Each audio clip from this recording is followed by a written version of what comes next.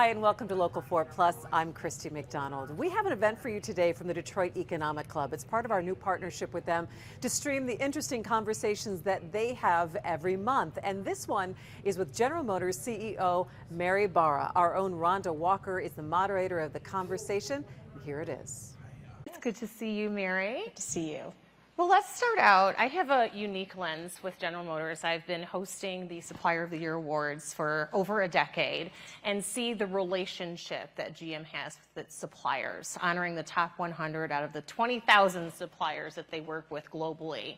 And I saw a recent survey about supplier relationships showing this ascension over the last 5 years of very positive trend in terms of your relationships with your suppliers. Can you talk more about why that relationship is so important, and especially now?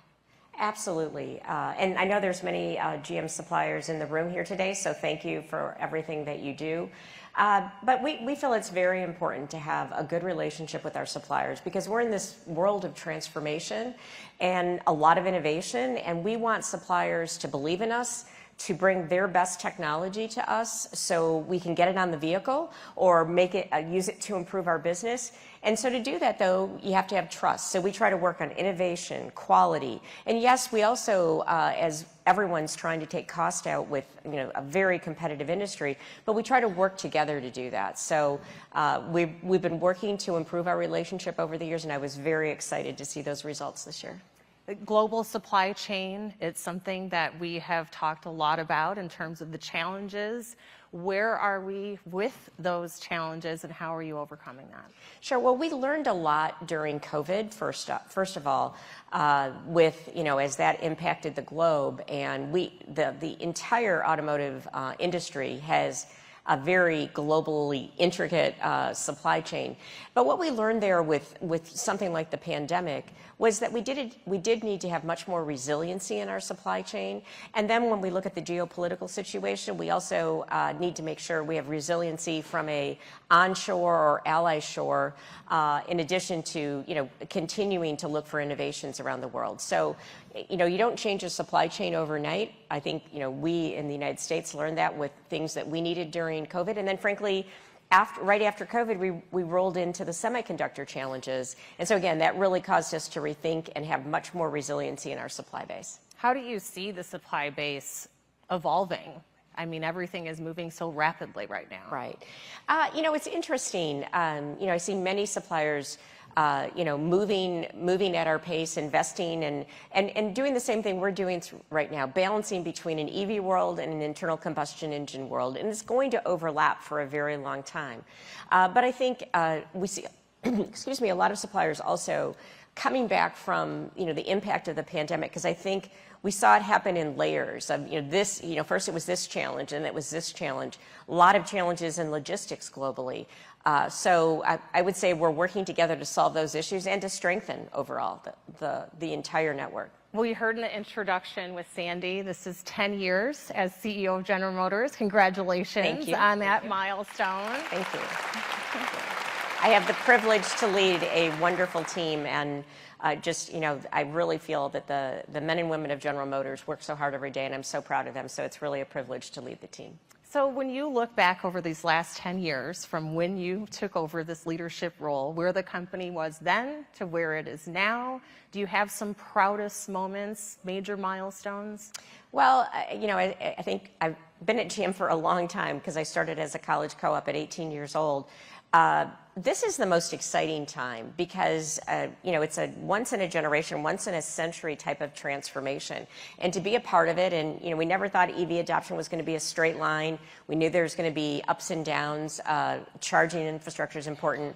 But I'm very proud of where General Motors is at in this transformation, and that we can meet the customer where they are with either internal combustion engine vehicles or electric vehicles. So I'm very proud of the flexibility, the technology, and the fact that a few years back, starting in 2018, we invested in having an EV platform. So with the EVs we're rolling out now, with whether it's the Cadillac Lyriq, or we'll have the Cadillac Escalade IQ out later this year, or the Chevy Silverado EV, the Blazer or Equinox. These are purpose-built vehicles that have over 300 miles of range, have the technology, no compromise in performance. So I'm very excited to get those vehicles out into the world.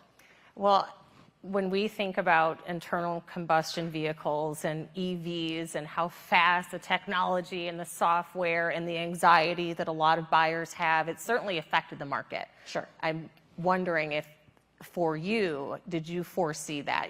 There's going to be challenges, but where we are right now, it does seem like less people are buying EVs while there's so much focus on getting more people to do so. Yeah, and I think it's, for years now, consumers have been telling us they still want a beautifully designed vehicle. They want it to have the functionality. If it's a truck, they need a truck. If they want to be able to carry, have the flexibility of an SUV, they want that. So you have to have the right vehicle, beautifully styled, affordable, because the consumer, especially we think about it, for most people, the car they buy or the vehicle they buy is either the most expensive or the second most expensive thing that they buy. They're very rational about it.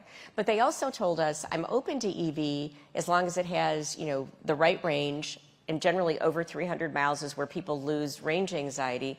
But then that's quickly followed by charge anxiety. Because again, right now, a lot of people who own EVs, they have another ICE vehicle in their garage.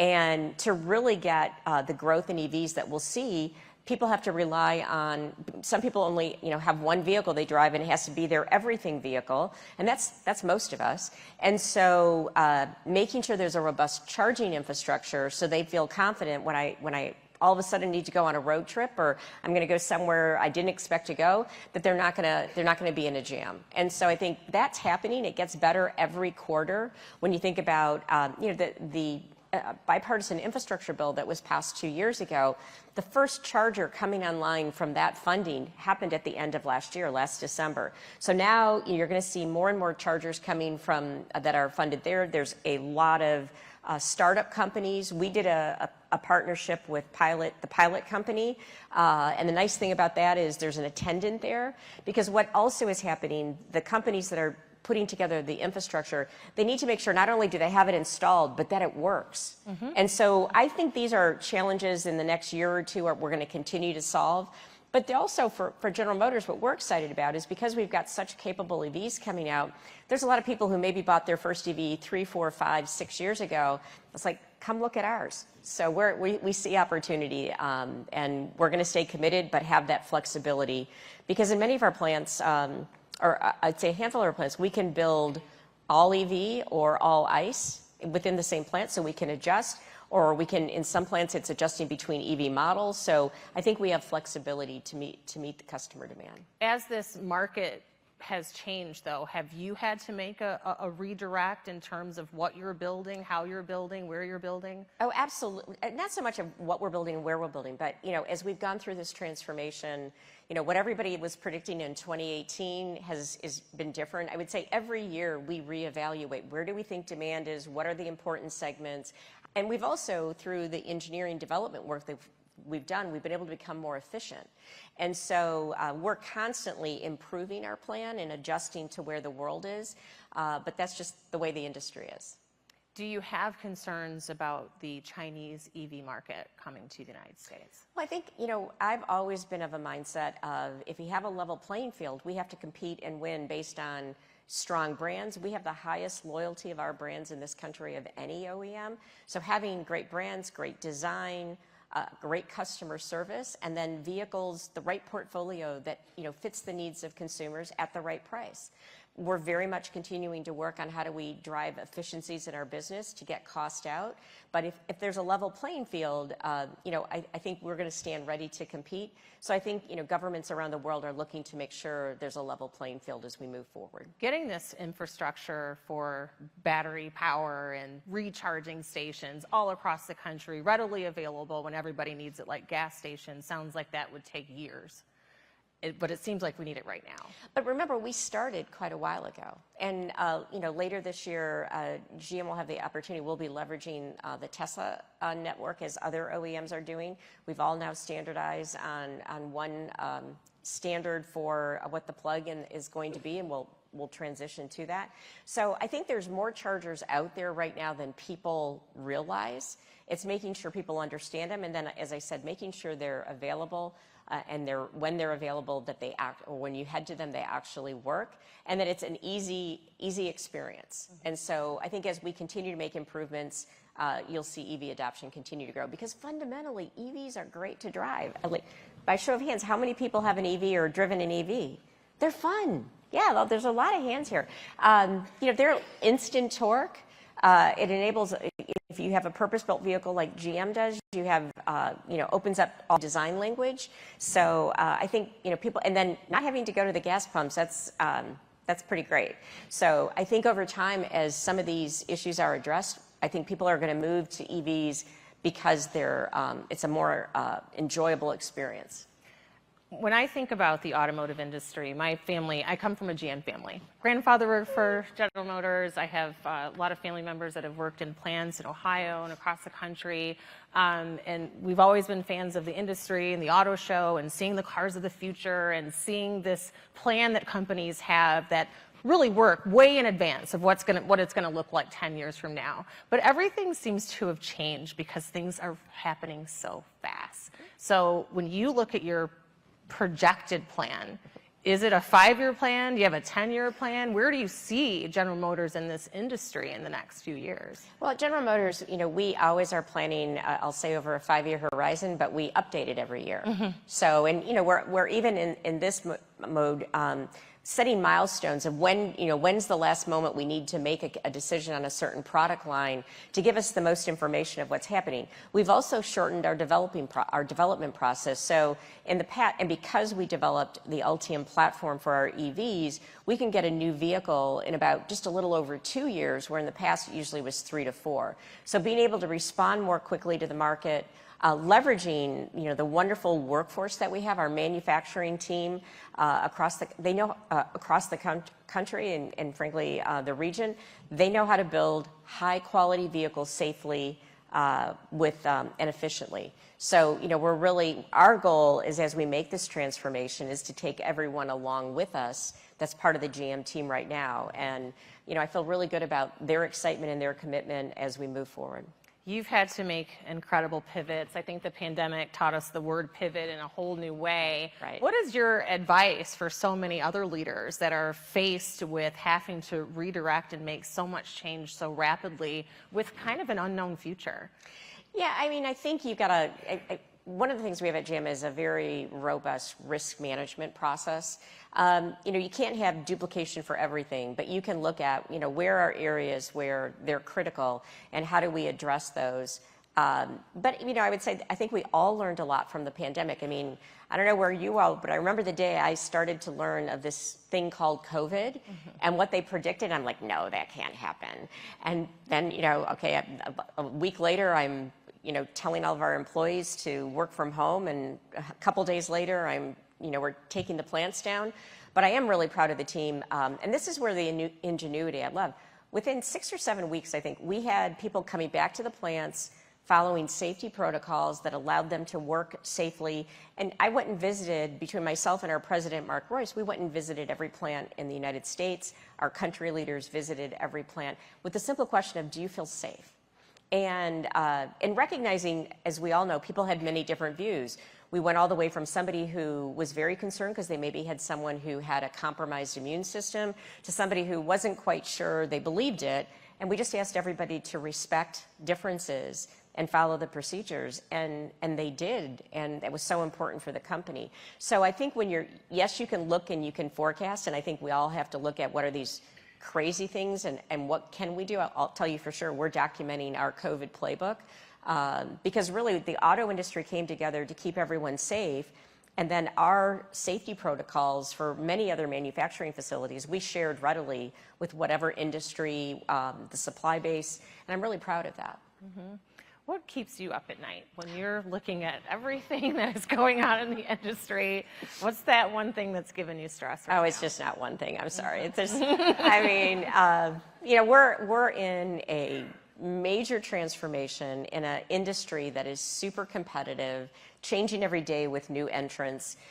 So there's a lot that keeps me up at night. But I would say we have a very strong leadership team, and there's times I keep that pad by my nightstand and write a note so I can say, okay, I'll deal with that tomorrow.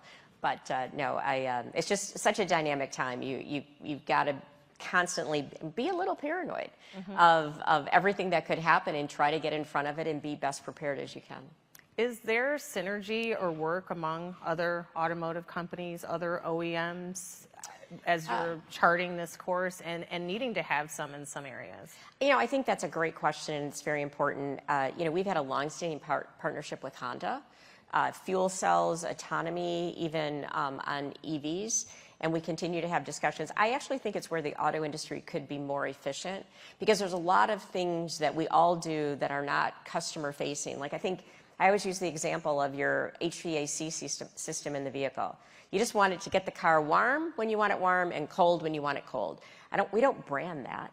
And so there's technology like that I think we could do a better job of sharing platforms. And so, I think there's a lot of conversation going on. Unfortunately, the industry hasn't been great at working together in the past, but I think now is a prime time with all the investment that needs to be made. So we continue to explore opportunities. Well, you took an opportunity to take up space in one of the coolest buildings that's being built here in downtown Detroit, but it also gave some people pause. The RenCen is an iconic building within our downtown Detroit skyline, and seeing GM leave there, many people wondered what that meant. What led up to that decision? Well, as we looked at, we've obviously got to have the business and our offices and facilities support the way work is done. And so, we're very proud of calling Detroit our home. We're actually moving back to where we were. Back to Woodward was, we've only had 4 locations in Detroit in General Motors' over 100-year history. But as we looked at the size of the RenCen and where we're at, and then also just work has changed and the way people work has changed. But it's a phenomenal space when you think it's on the river. There's the beautiful river walk. There's so much happening in the city. And as we spent time talking to Dan Gilbert and his team, we had talked about Hudson's multiple times, and it really came together that we can be a tenant, kind of the flagship tenant in that building, which is just gorgeous, and help that area. And then between Bedrock, General Motors, and the city, the mayor, and the state, we'll look as what's the best use for either that building or that property. And so we're committed to doing the right thing. And again, it's such prime real estate when you look at it, and the views are spectacular. So I'm sure we're going to come up with a good solution while staying in the city and being an important part of Hudson's. So it wasn't because the RenCen is so confusing and we get lost every time we go in it? Well, no, we did a lot to improve the RenCen, by the way, with the signage, et cetera. We made it more accessible, taking all the big cement berms down. I know a good friend of the Detroit Economic Club is Matt Cullen. He was a big part of that. So I think we've done a lot to improve it, and we're going to look for the right opportunities, because it's a special place. Are any of the thought processes demolishing the building? We're first looking at what can be done and what would be the appropriate use for the business. So we've got a year to do that, so that's where we're focused. What about your investment here in the city of Detroit? Yes, you're maintaining your headquarters here as you have for the last 100 years, but what is GM doing to continue this surgence of our city right now? Oh, many things. One, our Factory Zero is, in Detroit. It's Detroit-Hamtramck. It's actually, on the border. So we have manufacturing here, and there's supply base to support that plant around here. A few years back, we committed $50 million to help economic development in the city and education. We also were one of the first companies to support the Detroit Children's Fund, because there's so much happening in this city, and the Detroit Children's Fund is focused on having quality education in the city. And so at General Motors, education, and specifically STEM education, is one of our priorities for corporate giving, and so that's a big focus as well. And Mark Royce has done a tremendous amount with what's happening in the school districts, et cetera. So we'll continue to invest as we have. I wish I had brought the total number just in the last 10 years because, again, Detroit is our home, and we're committed, working with the mayor, working with Wayne County, and being a good resident. What are the opportunities? There's a lot of different business people here in our audience, business leaders from many different industries, including the automotive industry. Sure. But what are their opportunities with GM and partnerships? And is there anything you can share about that path? Well, again, as I met some of the people who are attending today, many of them are GM suppliers. So, we try to focus and use supply base, from a Michigan perspective. We also, I'm very proud of our supplier diversity program. And so, we're always looking for good ideas. But I also would say on the philanthropic side, join us with Detroit Children's Fund on supporting our schools, because I think the long-term strength of our city is going to be dependent on having great schools. So when people come, because so many people are coming to the city, but if they get married, have kids, or bring a family with them, they care about education, and so we need to make sure that the city also has a strong education system. Well, your education has been right here in our great state of Michigan, excelling within the company all the way to the top job as CEO. Seeing women in the CEO position, while we are seeing more and more, there's still a huge gap there. Do you do any type of mentorship, advocacy? What's your message to these other companies of the value of helping to mentor and escalate women into higher executive level positions? Well, first, I think it starts at home, of the work that we do, and focused on a diverse pipeline to give people the right experiences that they're ready to be considered. And so we continue to focus that on many dimensions across the company. And I consider myself at GM to be important of sponsoring that work. And I'm very proud of the progress we've made, but we can always do better. I also think, though, organizations like the Business Roundtable readily share best practices so companies can learn from each other to continue to improve. Because I think if you have a diverse employee base, you're going to have diverse points of view, and you're going to make better decisions. How can we get more women into CEO positions? Well, I think, to me, it starts with education. I mean, when I have the opportunity to talk to students in middle school, boys or girls, it's always make sure you focus on math and science. And no matter what you want to do when you grow up, there's a math and science component. There's understanding software.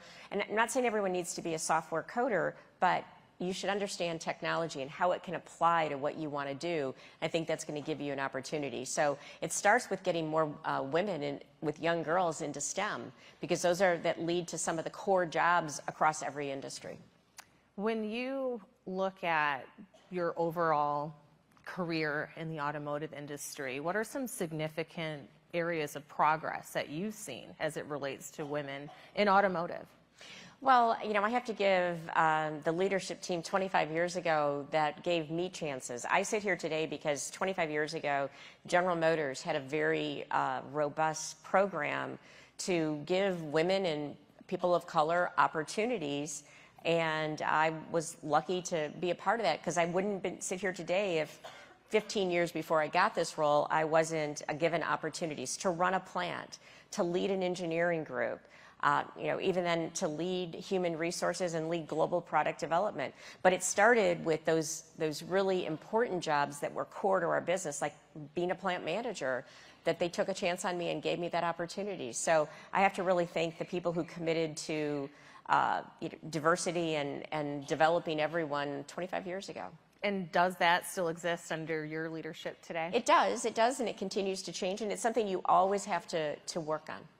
And so what is your advice to everyone else here in terms of running businesses and trying to level this playing field of pay for women and men to be equal. How are you doing that there at GM, and how do you see other companies being able to follow that? We just have to commit to it. I mean, at General Motors, we have pay equity. It's something we regularly look at across our organization. As we all know in business, what leadership focuses on and measures gets done. And so I think you have to have a commitment to it. But I think it starts from a hiring, then you've got to make sure you retain, develop. There's no shortcut. What advice do you have for other companies that are dealing with the amount of talent that you need, this changing environment, this global environment, and hiring, people working from home, that people not wanting to come to the office? What advice do you have just for navigating what's such a different way of working today? Well, I think you have to look at the role, and about a year or a little less than a year ago, we had asked people to come back, and we had said, please, be where you can do your best work. And let's remember, we had people a handful of weeks into the pandemic back at work, building our vehicles in our design centers, in our R&D labs, out in the field, visiting dealers and helping them. So we had all these people that for a couple years now had been working like they did pre-pandemic. And so we had to help everybody understand that. But then it became, how do we build design vehicles and have support staffs that all need to be there. When you're integrating 30,000 parts and working with the supply base, you can't do that, or you can't design a vehicle over Zoom. And so we asked everybody to be back. I would say, of course, this happened across all industries. Everybody was like, wait, but as they came back, because we had hired a lot of people. Most people don't realize at General Motors, over 40% of our technical talent has been with the company less than 5 years. And we had been hiring through the pandemic, so we had people that had never been in the office. And when they came in, we also used the pandemic time, once we understood what COVID was, and that we were going to be able to keep our people safe, keep our customers safe, and have a strong balance sheet. We used that time to renovate and move to much more modern spaces in many of our facilities. So when people did come back, they're like, and spent a couple weeks, they were like, I get it. I want to be here. Mm-hmm. And I always talk about it. It's that you're not going to set up a Zoom or a Teams call to ask a simple question, but it's really easy to walk over to the more senior person next to you and say, hey, I've got this challenge. Have you ever faced this before? Or bump into someone and solve an issue. And that's the way work gets done, and that's the way you learn. So whether it's casual mentoring, casual learning, or just networking, so you understand what different people do. You run into them in the cafeteria and have a quick lunch with them. Those are all important parts of development. I think about how many times as a new engineer when I joined GM, I learned from the people working around me. So for the most part, I would say it's a very small minority that I think are just going to be unhappy about everything. I call them cave people, currently against virtually everything. But that's a tiny little percentage, in a normal distribution. So many of our people, they're excited to be there. They're excited to be in an industry that's changing the world for the better, and so that's what I focus on. And I try to ignore the people who, and the other thing is, I don't know, business leaders, sometimes going to Reddit. Not everyone even works at your company who's got an opinion on you. So you gotta take things with a grain of salt. So how do you rally your troops at General Motors when you're looking at just how rapid everything has to happen in your industry? How do you keep everybody motivated and fired up? Well, one of the cool things about our business is everybody gets pretty fired up about our vehicles.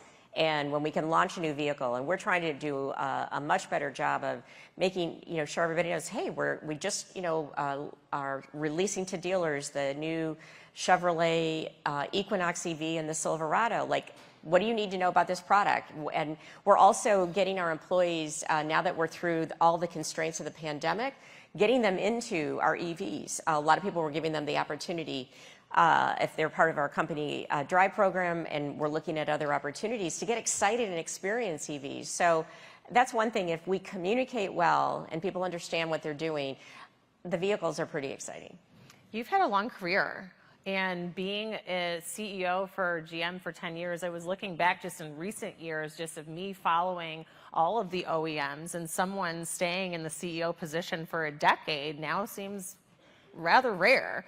How long do you plan on continuing to lead? Well, you know what, I think this is the most exciting time. Obviously, that's a question for the board, not for me. But, you know, I'm having a lot of fun, and I want to make sure we have our transformation on a good path. So I'm young and in good health. I've got a supported family, so I don't think I'm headed anywhere soon. All right. I know a lot of people are probably glad to hear that. When we look at the empty spaces, though, in a lot of our commercial real estate, do you see that changing back to more people going to work? I mean, you talked about that importance of having that one-on-one interaction, but then there's a lot of young people that have come up in this time of remote work that really don't desire to ever do that. So, but they don't desire to do something they've never done. So I think True. like get there, understand the benefits. I think it's hard for me to predict. Because it's funny if you look at it, you know, it was 2 years ago they were predicting it would all stay remote. It hasn't. Then it was going to be hybrid. We always, you know, tried to work with our employees to give them some flexibility for, you know, when you have a doctor's appointment or such. And so I think, you know, what employers learned is we have to figure out how do we provide that flexibility. And for us, you know, even in a manufacturing facility where, you know, we've got to make sure we have enough people to run our assembly lines. Figuring out how you can accommodate people, I think, is important to having them love the job, feel that they can do it, and still do what they need to do for the rest of their life. but that quality of life is very important. Absolutely. And when you've been around for a long time and you see what young people are getting now, you're like, you're lucky. You have no idea. I don't know when we had doctor's appointments and went to the bank back in the day. But any closing remarks for now? We're going to bring Sandy back and get some of those audience questions. But any closing message that you have for our audience? Well, just first of all, appreciate all your commitment to the city. It's a special city. It's where General Motors has called it our home, and will continue to do that as we move forward. It's an exciting time in our industry. If you haven't driven an EV, I'd really encourage you to go check out really the suite or the portfolio of vehicles we have right now. I'm very proud. If you're still committed and want to drive an internal combustion engine vehicles, I'm very proud about that. So that's my commercial for our sales and marketing team. Give our vehicles a look. I'm very proud of all of them. Mary Barra, thank you so much.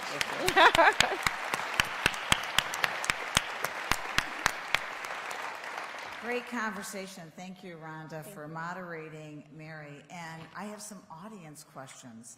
I'm not going to get to all of yours because there's too many, but I'm going to try to do as many as possible. Let's talk about artificial intelligence. And, you know, there's not a day that goes by when you turn on the TV or pick up a paper that you can't see an article about what AI is doing for the future of this country. Mary, talk about the impact as you see it of AI, not only on the GM vehicles, but on the actual GM workforce.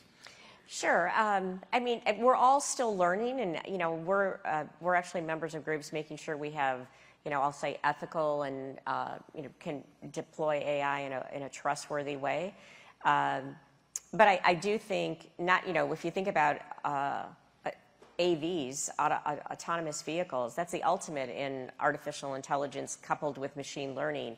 And so I think that really leads to a world where we're going to be safer because, right, excuse me, 90% of accidents that happen on the roads today, the last time NHTSA did the study, 90% of them were caused by human error. So if we have technology that doesn't drive impaired or sleepy, that knows all the traffic laws, follows all of them, you know, I think that's going to lead to safer roads for everyone. So I think that's kind of one of those generational type changes.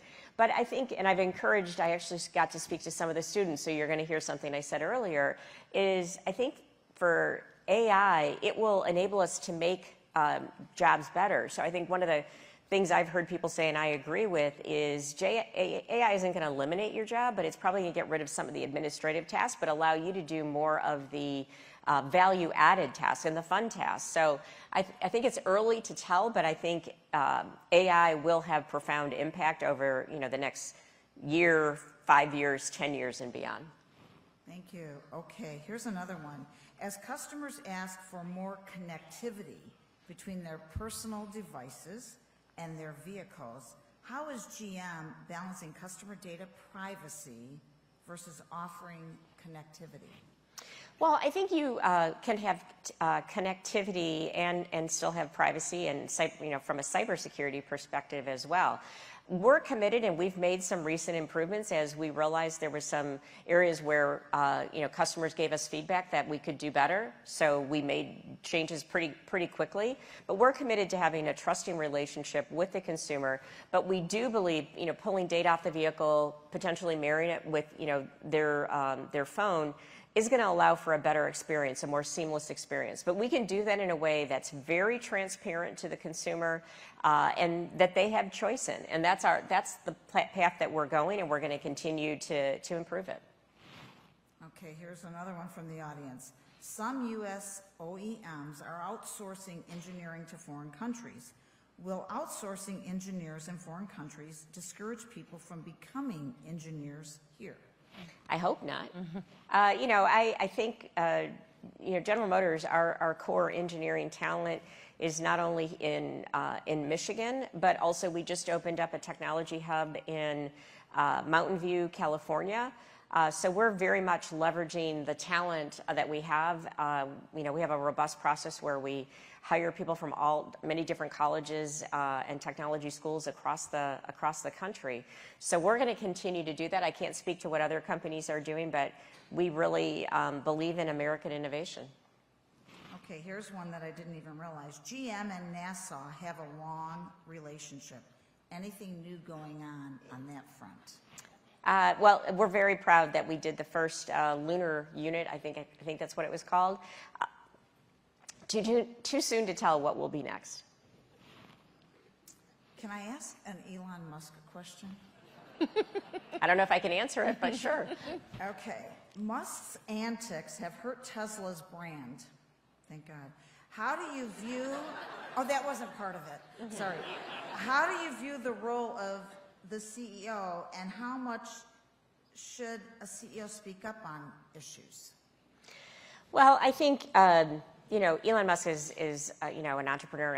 I have respect for him, and I think there's sometimes a kind of a different playbook for entrepreneur, or I should say innovators. I would say from a company that's been around for 100 years, at General Motors, we have to really think through, and we try to talk about issues that are consistent with our company values. We employ thousands of people in this country, and over 30,000. Over 130,000 globally, and if you get 10 people in a room, you're going to have different points of view. So we try to respect and ask everybody to respect each other's different points of view, and then we try to speak out on issues that are consistent with our values. And I think that's the place that GM should be, and I think most of corporate America is adhering to those types of guidelines. Okay, one more question, then I'm going to go to the lightning round. This is interesting to me. I know you're doing this. How is General Motors working with their suppliers to ensure they are financially healthy as the industry evolves from ICE to EV? Well, just like at General Motors, we're working with our facilities that are building internal combustion engines to move. And some of our very strategic suppliers, we're talking about how do they help make that shift. So it's an interesting time. A lot of it, though, is the supplier's choice on what they're going to choose to invest in. But there's been many conversations, some of which I've even been a part of, but more so Jeff Morrison, who runs our global purchasing, and his team, understanding what the transformation is being, because we are in a period of uncertainty right now of exactly what demand will be. So it's active conversation. Thank you. Okay, let's go to the lightning round. Real quick questions. Give us something on your bucket list.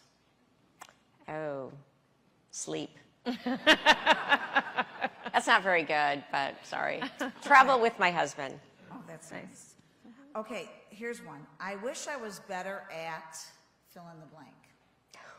These are hard, Sandy. I wish I was better at coding software. Ooh. Name a karaoke song, I won't make you sing it, that you can nail. I can nail it if there's a lot of other people singing it, and so you can't hear my voice because I can't sing, but it's Bon Jovi, Living on a Prayer. All right. You all know the words. Yes. And see, that's the benefit. You should always pick a karaoke song that everyone knows the words, so then they start singing with you. Okay. Well done. All right. Last lightning round question. Advice to your 25-year-old self. Go for it. You know, I think especially for women, so often women, and this is across industry, if there's a job opportunity and there's 10 requirements, they'll say, well, I've only got 8 or 9 out of 10, I can't apply. And generally, a man will look at it and say, I've got 6, I'm going to go for it. But what I say to the women is, if you got 6, go for it. Because you're going to learn from you may get it. When there's 10 requirements listed, they're generally not all equal. And but even if you don't get that opportunity, people are going to know you're interested. You're going to learn from the interview process. So go for it. There you go. How about a round of applause for Mary Barra and our moderator? Thank you so much. So that was GM CEO Mary Barra along with Rhonda Walker. Again, we're going to be streaming more of Detroit Econ Club events here with our new partnership at WDIV. So make sure you stay with us here on Local 4 Plus. For all of us here at WDIV, I'm Christy McDonald. We'll see you soon.